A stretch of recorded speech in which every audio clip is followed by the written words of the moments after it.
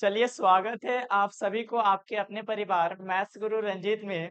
तो आज हम लोग बात करने वाले हैं क्लास 10 की जिसको हम लोग पढ़ेंगे पॉलिनोमियल के बारे में, जिसको हम लोग कहते हैं बहुपद, है ना। तो सबसे ज्यादा इम्पोर्टेंट जो होता है कि ऑब्जेक्टिव इससे जितने नंबर के सवाल आपके एग्जाम में पूछे जाते हैं, इन सारे को आज हम कवर करने वाले, आज के इस पूरे चैप्टर को खत्म करने वाले हैं। आज आप लोग जल्दी से रेडी हो जाइएगा और आज के इस पूरे क्लास में हम लोग पोलिनोमियल को डिटेल से जानने वाले और कहाँ से आपका ऑब्जेक्टिव किस तरह से पूछे जाते हैं, इन सारे चीजों को आज हम लोग क्लियर करेंगे, ठीक है ना। क्योंकि इस चैप्टर से इस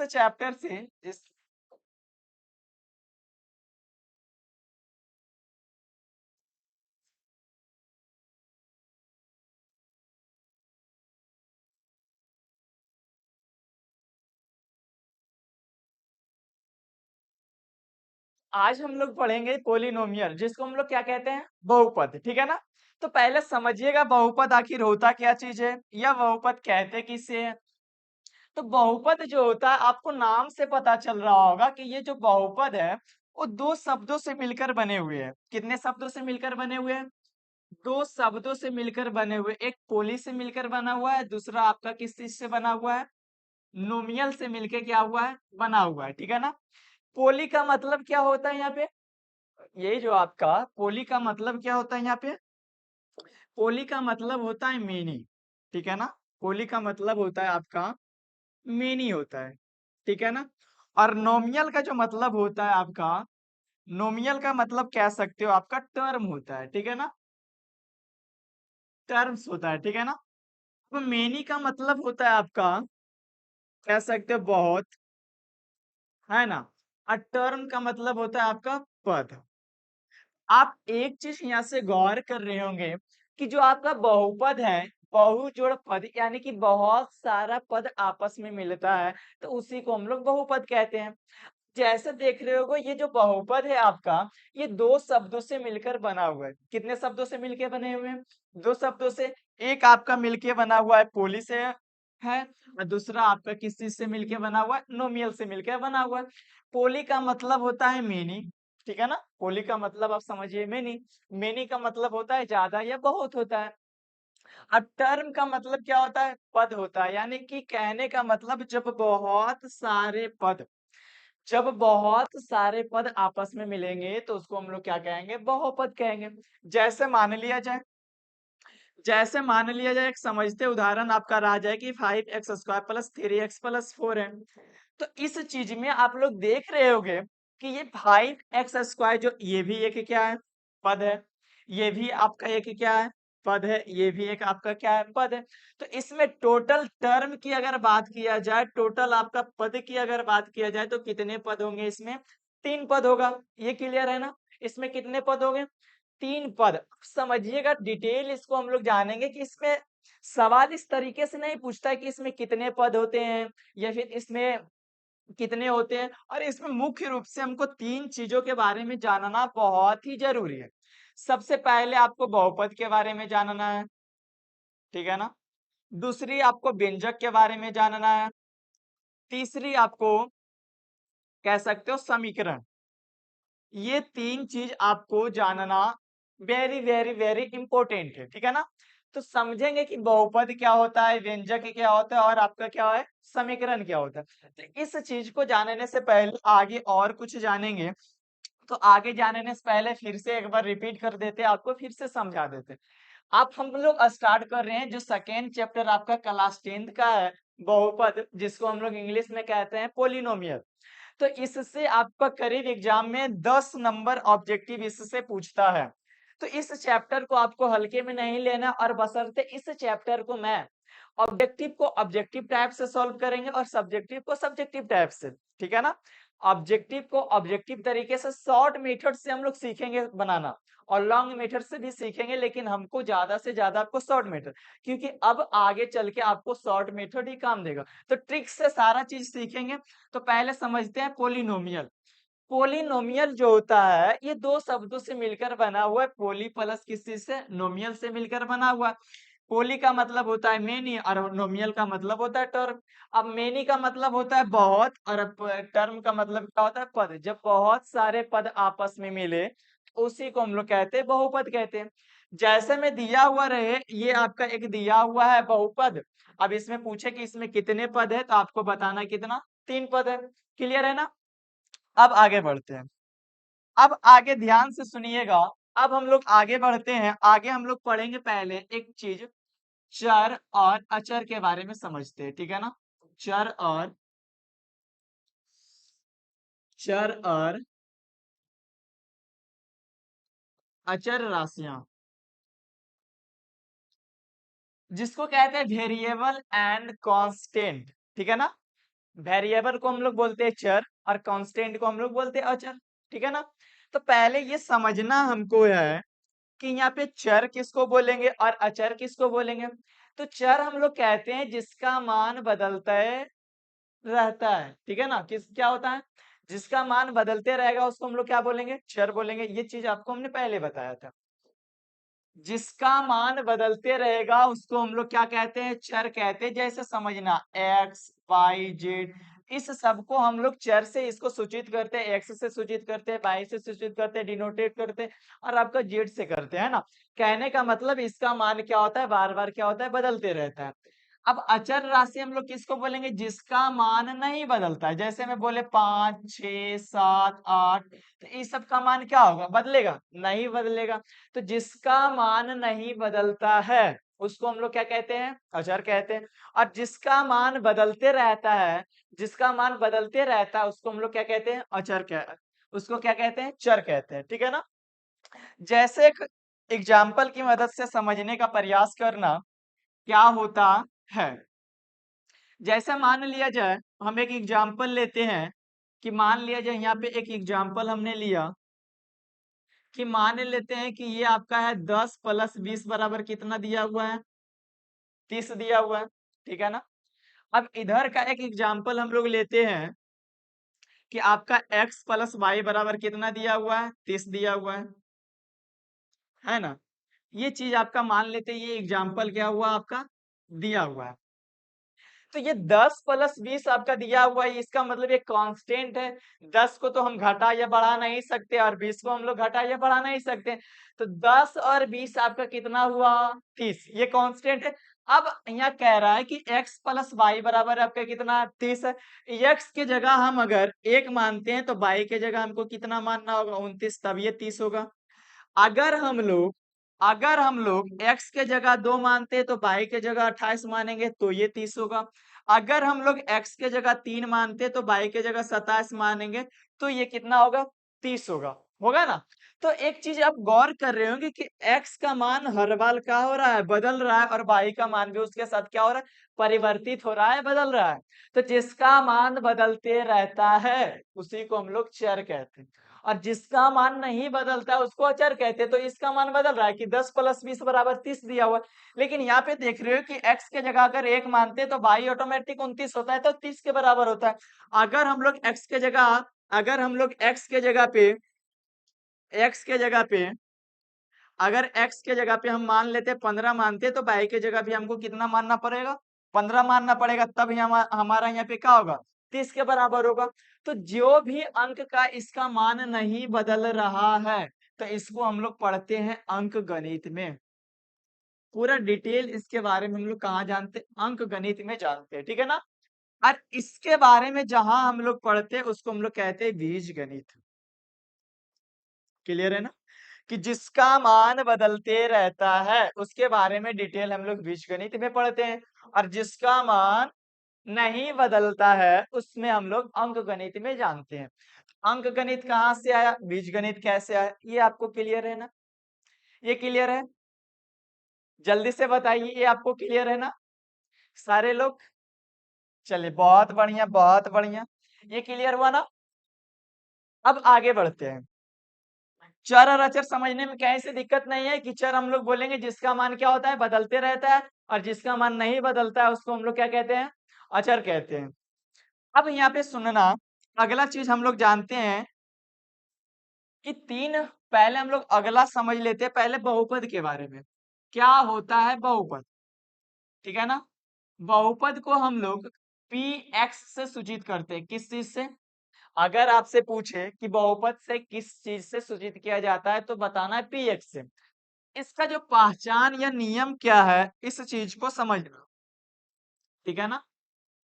पहचान या आप इसको क्या कह सकते हो, नियम कह सकते हो।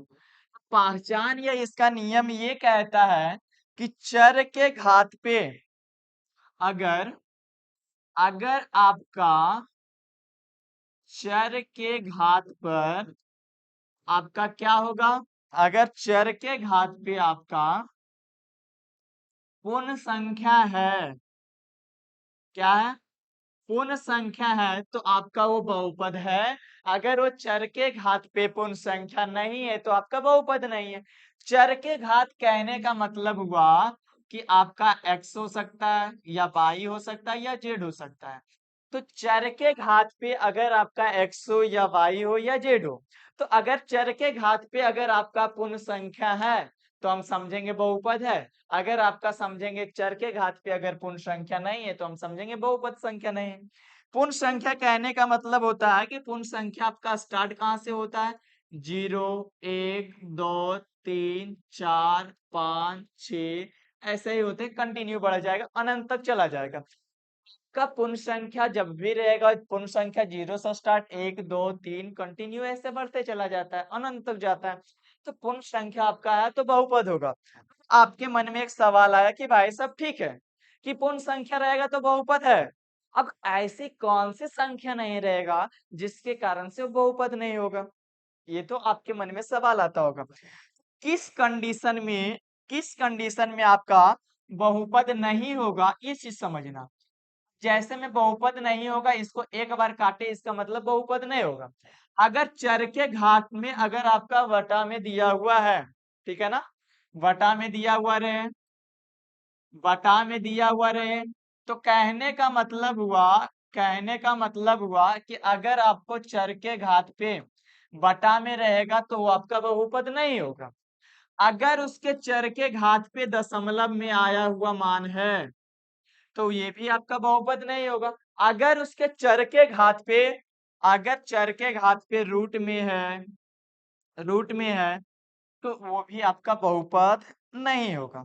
किस किस कंडीशन में आपका बहुपद नहीं होगा, तो चर के घात, अगर चर के घात पे अगर आपका पूर्णांक में हो, ठीक है ना, भिन्न में दिया हुआ फॉर्म में रहे, या आपका दशमलव में दिया हुआ रहे, या फिर आपको रूट में दिया हुआ रहे। एक चीज और याद रखना कि अगर रूट में जैसे रूट 4 दे दिया जाए तो रूट 4 का मान इससे बाहर निकल रहा है, रूट से बाहर निकल रहा है, तो जिसका मान रूट से बाहर निकलेगा वो बहुपद होगा और जिसका मान रूट से बाहर नहीं निकलेगा वो आपका बहुपद नहीं होगा। तो जैसे रूट दो का मान वो निकलता है, रूट से बाहर निकलता है, रूट 2 का मान नहीं निकलता, तो इसका मतलब ये बहुपद नहीं होगा। तो जहां हमने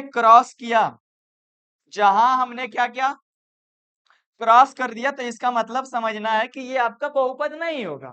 तो जैसे देखते हैं, एक एग्जाम्पल की मदद से समझने का प्रयास करेंगे कि जैसे मान लिया जाए एक एग्जाम्पल दिया हुआ रहे कि आपका 5x² प्लस 3x प्लस आपका दिया हुआ रहे 4। अब आपको इसमें पहचानना है कि ये आपका बहुपद है या बहुपद नहीं है। आपको एग्जाम में इस तरह का ही क्वेश्चन दे दिया जाएगा। तो यहाँ पे सवाल आता है कि कैसे पहचानेंगे कि ये बहुपद है और कैसे पहचानेंगे ये बहुपद नहीं है। तो सबसे पहला काम हमको आंख मूंद के इसमें देखना है कि चर हमरा कौन सा है। तो चर हमरा कौन सा है, देखो चर हमरा x है, क्या कि x का ही मानना बदलेगा। तो चर जो हमारा x है, तो अगर x जो है हमने क्या लिखा, चर लिखा। तो अगर चर के घात घात हमारा ये है, इसका घात कुछ नहीं तो 1 है, ये है। तो अगर चर के घात में पूर्ण संख्या है तो समझेंगे बहुपद है, अगर पूर्ण संख्या नहीं तो बहुपद नहीं।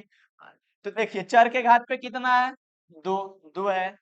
आपका घात पे फिर कितना है, एक है तो एक भी है। अगर इसके साथ कुछ नहीं तो x के पावर 0 गुना हो सकता है, क्योंकि किसी भी संख्या के पावर में अगर 0 गुना होता है तो उसका मान 1 होता है। तो x इसका मतलब x के पावर पे 0 होगा, और इसलिए इसका मान कितना 1 हुआ, तो 4 गुना 1 कितना हो गया, 1 हो गया।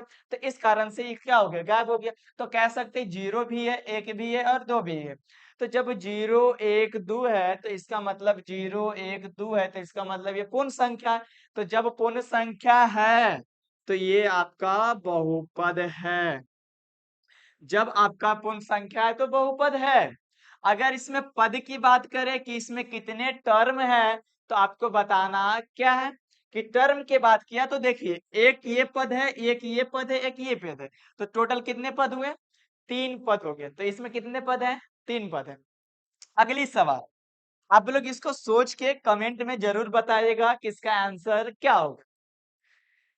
जैसे देखिए, दिया हुआ रहे 9x³ plus 4x√2 plus 3x+4 दिया हुआ है, ठीक है ना।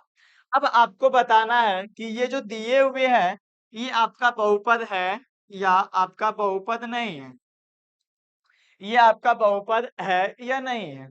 सोचिए, थिंक एंड टेल। आप लोग सोचकर कमेंट बॉक्स में इसका आंसर दीजिए फटाफट।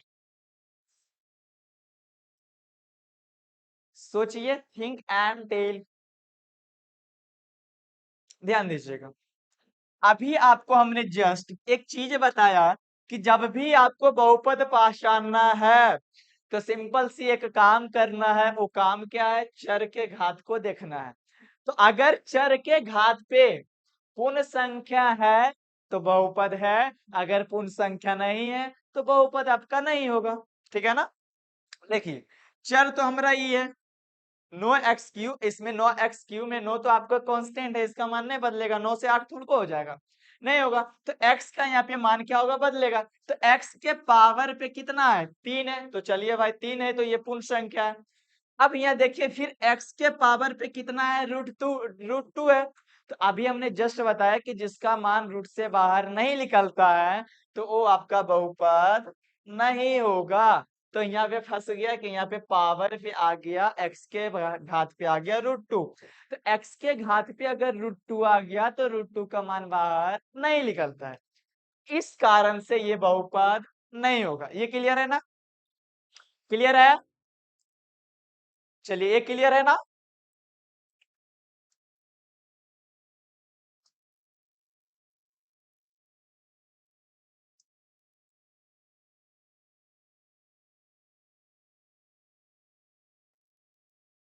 समझिएगा। फिर एक एग्जाम्पल आपको देते हैं। जैसे मान लिया जाए, एक एग्जाम्पल दिया हुआ रहे कि 3x² प्लस 3x+4 दिया हुआ है। बताना है ये आपका बहुपद है या नहीं। फटाफट, ये आपको खुद से पता चल गया होगा कि ये आपका बहुपद है। क्लियर है ना। आगे बढ़ते हैं। अब आगे सबसे ज्यादा इंपॉर्टेंट बात करने वाले हैं। किसके बारे में आप बात करेंगे, ध्यान से सुनिएगा। 3 कॉलम बनाएंगे पहले नंबर हम लोग। कितने कॉलम, 3 कॉलम। अब समझेंगे पहला कि बहुपद क्या होता है। अभी जस्ट हमने अभी सीखा बहुपद के बारे में। फिर हम लोग जानेंगे बहुपद के बाद हम लोग व्यंजक के बारे में जानेंगे। किसके बारे में, हम व्यंजक के बारे में जानेंगे। फिर हम लोग जानेंगे किसके बारे में, समीकरण के बारे में, कि आखिर ये बहुपद जानेंगे, फिर व्यंजक जानेंगे, फिर आपका समीकरण जानेंगे। तीनों को समझते हुए खत्म करेंगे। चलिए सुनिएगा, गौर से मेरी बातों को ध्यान से सुनिएगा तो आपको अच्छे से ये चीजें समझ में आएगी। मान लिया जाए ये जो बहुपद है इसका एक एग्जाम्पल लेके समझने का प्रयास करेंगे थोड़ा। कि जैसे मान लिया जाए, एक एग्जाम्पल हमने लिया कि 5x² प्लस 3x+4 दिया हुआ है, ठीक है ना। अगर ये आपसे पूछे कि ये आपका बहुपद है या नहीं है, ये आपका व्यंजक है या नहीं, ठीक है ना। अब सोच के बताइए कि ये आपका बहुपद है। थिंक एंड टेल, सोच के बताइए ये आपका बहुपद है।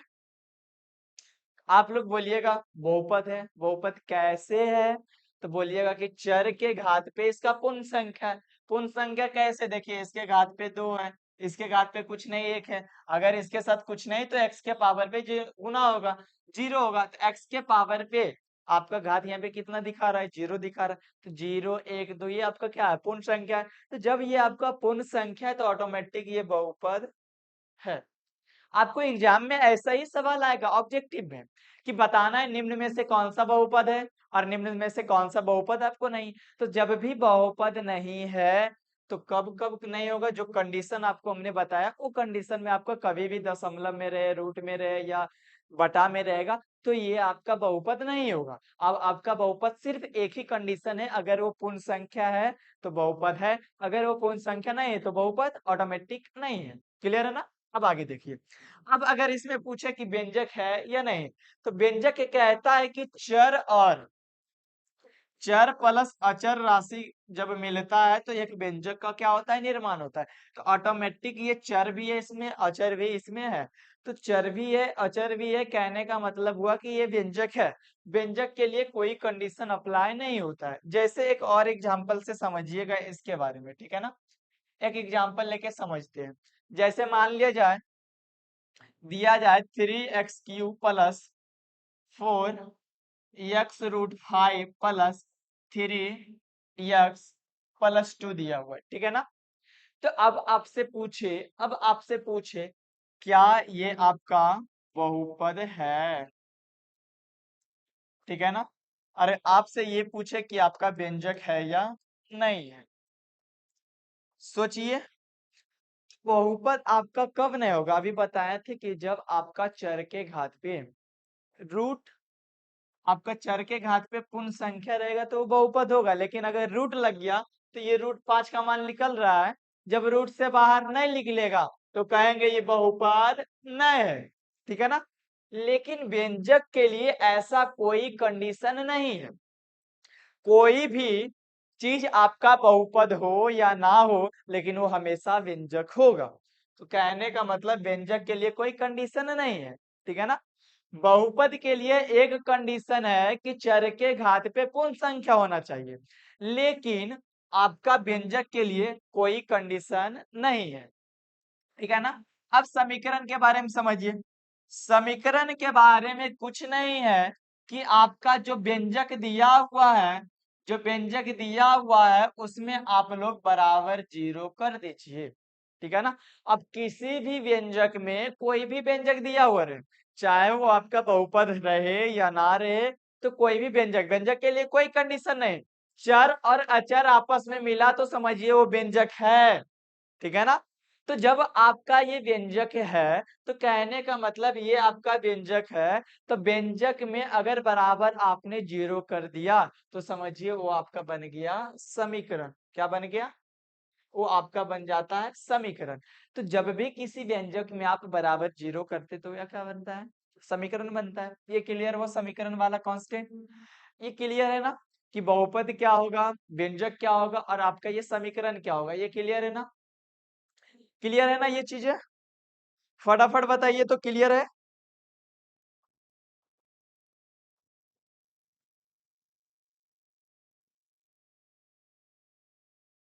इतना ये बातें क्लियर है? अब हम लोग समझते हैं, अब हम लोग समझने का प्रयास करेंगे। आगे एक टर्म आता है पद। ठीक है ना? पद जिसको हम लोग कहते हैं टर्म। अब समझना कि पद क्या होता है। ठीक है ना? जैसे मान लिया जाए कोई भी आपको एक एग्जाम्पल उठा कर दे दे, एग्जाम्पल में बोल दे आपको ये 5x² प्लस 3x प्लस कितना है?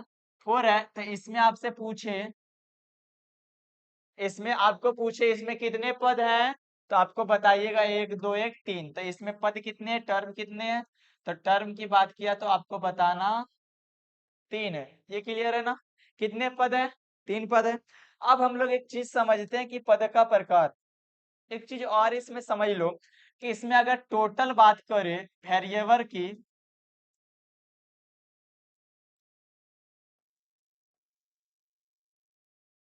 टोटल अगर इसमें बात करें वेरिएबल की, टोटल अगर बात करें वेरिएबल, वेरिएबल कहने का मतलब चर को कहते हैं। तो इसमें चर कौन कौन सा है? देखिए, एक ये चर है, एक ये चर है, तो इसमें कितने दो चर हैं? तो इसमें टोटल दो चर हैं।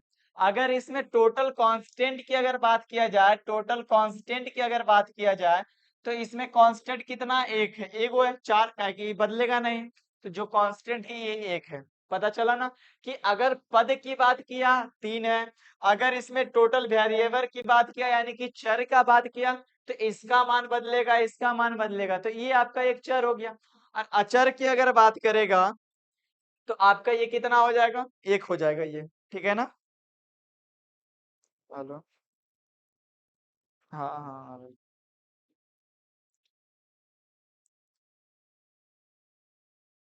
टोटल का कितना हो जाएगा? एक हो जाएगा। अब समझते हैं कि पद के प्रकार को समझते हैं कि आखिर पद के कितने प्रकार होते हैं, ठीक है ना? फटाफट पॉइंट बनाइएगा कि पद के प्रकार, जिसको हम लोग कहते हैं टाइप्स ऑफ टर्म, ठीक है ना? टाइप्स ऑफ टर्म किसको कहते हैं, ध्यान से समझिएगा। पद के प्रकार जो होता है, सबसे पहला होता है आपका एक पद होता है। क्या होता है? पहला एक पद होता है, दूसरा आपका द्विपद होता है, तीसरा आपका क्या होता है? त्रिपद होता है। समझिएगा, एक पद क्या होगा, द्विपद क्या होगा, त्रिपद क्या होगा? एक पद कहने का मतलब होता है इसमें एक ही पद रहेगा, जैसे में 3x रहे, या 4 रहे, या 5x/y रहे, या 3x/y जेड रहे। तो जब एक पद रहेगा इसमें तो हम लोग कहेंगे एक पद ही है। दो पदी किसको कहेंगे? इसमें दो पद रहेंगे, ठीक है ना? कितने पद रहेंगे? टू पद रहेंगे। मान लेते हैं इसमें दो पद दिया हुआ है, ठीक है ना? तो जब जिसमें दो पद होंगे उसको दो पद बोलेंगे, जिसमें तीन पद होंगे उसको त्रिपद बोलेंगे। क्या बोलेंगे? त्रिपद बोलेंगे। तो ये क्लियर हुआ ना? एक पद किसको कहेंगे? जिसमें केवल एक पद की बात क्या होगा? एक पद ही होगा। जिसमें दो पद होगा दो पद ही होगा। जिसमें तीन पद होगा उसको क्या कहेंगे? त्रिपदी कहेंगे, उसमें तीन पद होता है। ये क्लियर है ना? अब उसके बाद घात के बारे में थोड़ा सुख समझ लेते हैं कि घात आखिर घात जिसको हम लोग क्या कहते हैं, कोटि भी इसको नाम से जानते हो आप लोग, है ना? कोटि को समझ लेते हैं थोड़ा सुख इसको, ठीक है ना? ये बहुत ही हल्का है, कुछ नहीं है, कुछ नहीं है, कुछ नहीं है, कुछ नहीं है। बस आपका हाईएस्ट पावर को आपको क्या करना है? देखना है, ठीक है ना? हाईएस्ट पावर कहने का मतलब हुआ कि जैसे मान लिया जाए कोई भी आपका एक बहुपद दिया हुआ रहे, मान लेते एक एग्जांपल में दिया हुआ रहे कि आपका 5x² प्लस 3x प्लस 4 दिया हुआ है। इसमें अगर आपसे पूछे घात कितना होगा, ठीक है ना? अगर ये पूछे कि आपका बहुपद है या बहुपद नहीं है, ठीक है ना? तो आपको क्या बताना होगा कि देखिए इसमें समझिए, घात की बात करें तो आपको हाईएस्ट पावर मतलब जिसका पावर ज्यादा हो। अब इसका पावर कुछ नहीं, एक है, इसके साथ कुछ नहीं, तो x के पावर 0 है। इसका आप लोग देख रहे होंगे पावर इसका 0 है, इसका 1 है, इसका 2 है। तो हाईएस्ट पावर किसका है? इसी का ना है, घात दो का।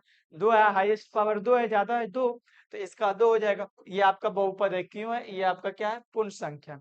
अगर यही चीज रहता कि जैसे मान लिया जाए कि आपका दे 5x पर पावर 4, हाँ एक्स 5x के पावर 5 है, 4x के पावर 3, आपका 3x प्लस 2 दिया हुआ है। तो इसमें पूछेगा आपका घात कितना होगा, तो हाईएस्ट पावर कितना है? 5, तो आपका ये 5 हो जाएगा।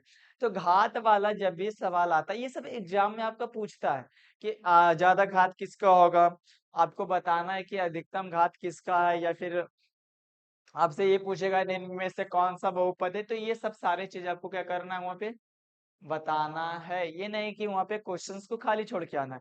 जिसका भी हाईएस्ट पावर होगा बस सिंपल सी वही आपको क्या करना है, टिक मार देना है। क्लियर है ना? अब उसके बाद आगे समझते हैं एक होता है गुणांक। ज्यादा ये सब ऑब्जेक्टिव का सवाल है, ऑब्जेक्टिव की कॉन्सेप्ट को हम लोग समझेंगे और ऑब्जेक्टिव तरीके को ऑब्जेक्टिव से बनाएंगे। एक चीज होता है गुणांक के बारे में समझना कि गुणांक आखिर होता है क्या चीज है। जैसे मान लिया जाए एक एग्जाम्पल की मदद से समझने का प्रयास करेंगे। जैसे एक एग्जाम्पल दिया हुआ रहे कि 5x के plus 2x² plus 3x plus कितना है 4 दिया हुआ है। तो इस चीज में आपसे ये पूछता है कि x² का गुणांक क्या होगा, या फिर आपसे ये पूछता है कि x का गुणांक क्या होगा। ठीक है ना। तो जब भी आपसे x² का गुणांक पूछे, या फिर आपको गुणांक वाला ऐसा सवाल रहे कि x² वाला गुणांक वाला रहे, तो इस कंडीशन में आपको कैसे बनाना है इस चीज को समझिए। पहले बात किया, ये आपका एक क्या दिया हुआ है, बहुपद दिया हुआ है। हमसे बात कर रहा है कि x² का गुणांक बताना है। तो x² का गुणांक बताना है, तो x² कहाँ है यहाँ पे, इसके आगे कौन है, 2 है, तो इसका गुणांक कितना हो जाएगा, 2 हो जाएगा। तो जिसका बात करेगा उसका आगे जो अंक होगा उसी को हम लोग क्या करेंगे, लिख देंगे। जैसे ये x का गुणांक पूछ रहा है, तो x का गुणांक क्या होगा, ये x है, तो इसके आगे क्या है, 3 है, तो इसका गुणांक कितना हो जाएगा, 3 हो जाएगा। तो इस तरह से आप क्या कर सकते हो, गुणांक को निकाल सकते हो। ये क्लियर है ना। आप समझिए आगे। आगे हम लोग पढ़ेंगे बहुपद के प्रकार। पहला होता है आपका बहुपद के प्रकार, समझिएगा, जिसको टाइप्स ऑफ पोलिनोमियल कहते हैं। ठीक है ना। सबसे पहला आपका होता है, सबसे पहला आपका क्या होता है, रैखिक बहुपद होता है। ठीक है ना। दूसरा होता है आपका द्विघात बहुपद होता है, द्विघात बहुपद होता है। एक आपका तीसरा क्या होता है, त्रिघात बहुपद होता है। ठीक है ना। त्रिघात बहुपद। अब तीनों को पहला समझते हैं। रैखिक बहुपद का जो व्यापक रूप होता है वो ax² प्लस बी होता है। आपका ax² plus b x plus c होता है, किसका, द्विघात का। ax³ plus b x² plus c x plus क्या होता है, डी होता है। ये किसका होता है, त्रिघात बहुपद का। इसका व्यापक रूप होता है। इसका कहने का मतलब, जैसे एक एग्जाम्पल की मदद से समझना, एक एग्जाम्पल की मदद से समझना, जैसे में, ठीक है ना। जैसे में मान लिया जाए कि 5x² प्लस 4 दिया हुआ है, तो ये आपका हो जाएगा रैखिक बहुपद। द्विघात बहुपद जैसे समझना कि आपका रहे 5x³ 5x² क्या रह जाए, 5x²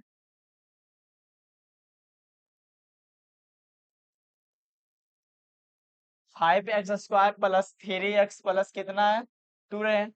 अगर इसका बात करेगा तो 5x³ plus 4x² plus 3x plus कितना है, 5 है। तो अब एक चीज देखिए कि इसका व्यापक रूप आपको ये याद रखना है कि रैखिक बहुपद को कैसे पहचानेंगे। तो इसका व्यापक के रूप क्या होता है, ax प्लस बी होता है इसका व्यापक रूप। एक जगह मिस्टेक हो गया, ध्यान आप लोग का कहाँ रहता है, ax प्लस बी होगा। ठीक है ना। इसका व्यापक रूप क्या होता है, ax प्लस बी होता है। ठीक है ना।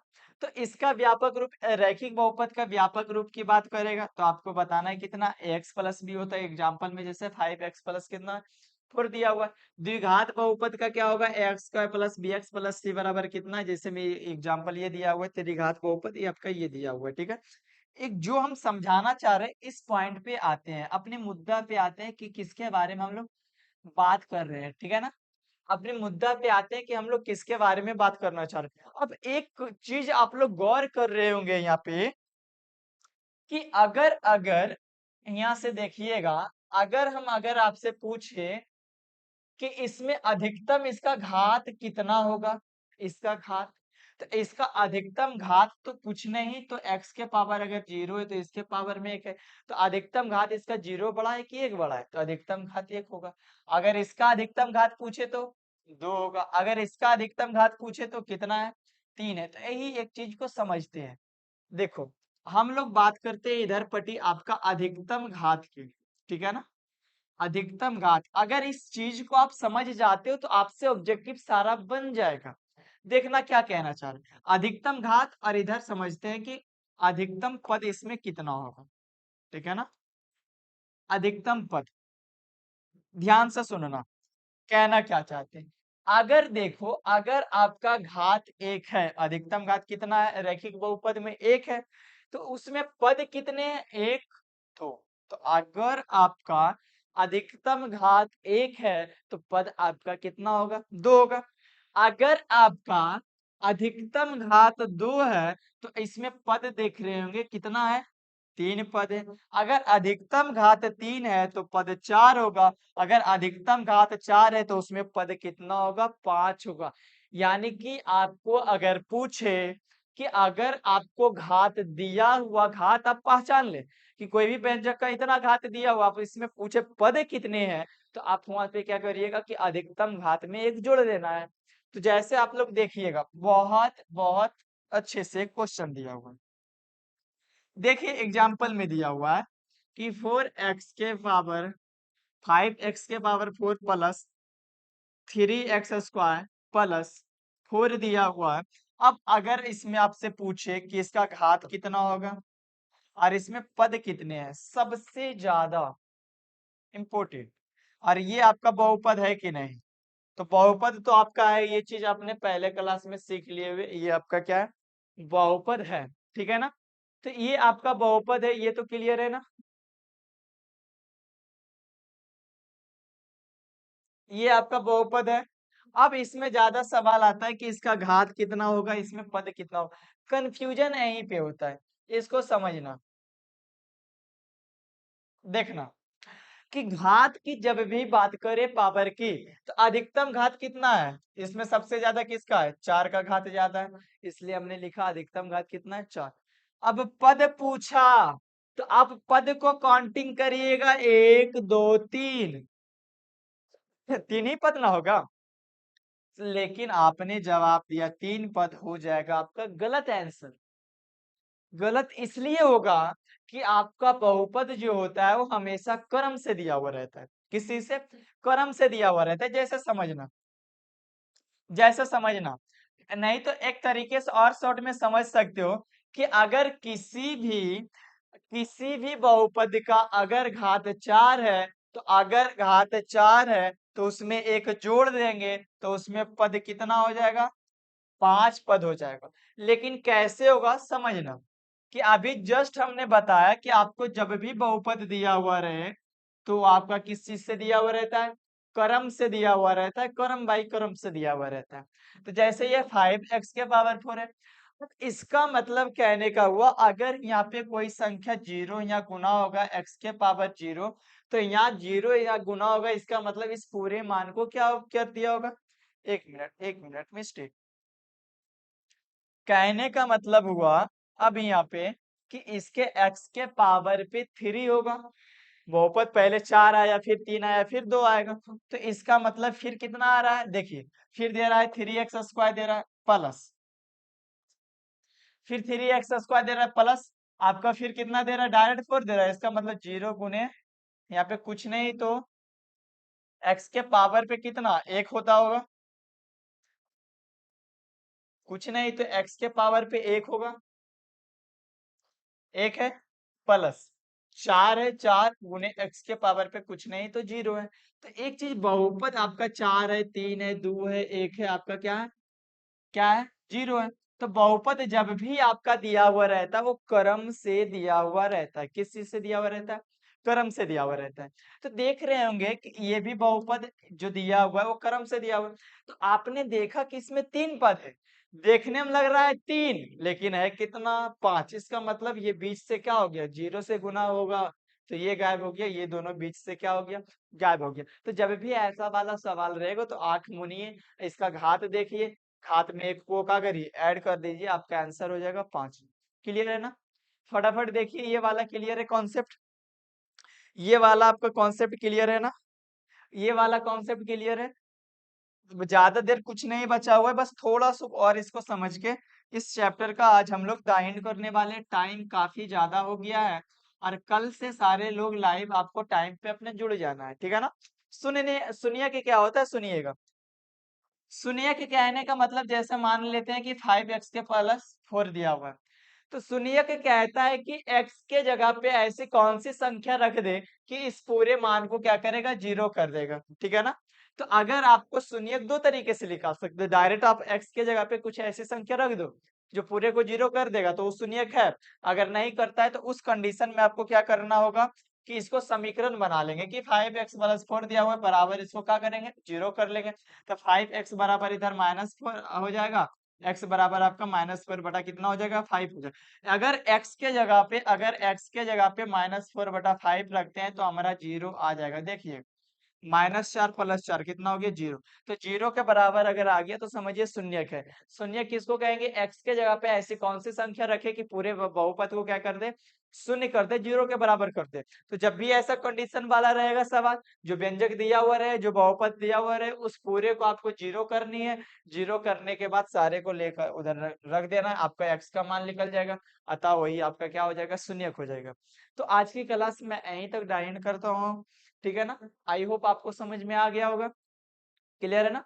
फिर मैं आगे मिलता हूँ आप लोग से कल की क्लास में। तो आज के लिए इतना ही, ठीक है ना।